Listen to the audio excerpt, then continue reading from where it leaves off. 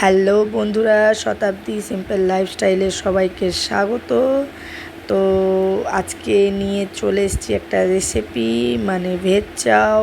তো ছেলের স্কুলের টিফিন ছিল, কারণ ছেলের স্কুলের প্রত্যেক দিনের টিফিনের রুটিন দেওয়া আছে, সেই দিন অনুযায়ী সেই টিফিন অনুযায়ী দিতে হয়। তো আজ ভেজ চাউ ছিল, তো বানিয়ে ফেললাম নিজের জন্য এবং ছেলের জন্য। তো কারা কারা এরকম চাউমিন খেতে পছন্দ করো আমাকে জানিও। আমার তো খুব ভালো লাগে। দেখো আমার চাউমিনটা হয়ে গেছে। তো আমি এর মধ্যে সামান্য একটু বিনস আর সোয়াবিন দিয়েই করেছি।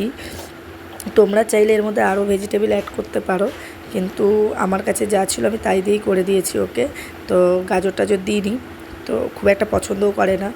আর এর মধ্যে একটু ওই চাউমিন মশলা দিয়েছি, আর একটু জিরে গুঁড়ো, একটু ধনে গুঁড়ো দিয়েছি, আর সয়া সস আর টমেটো সস।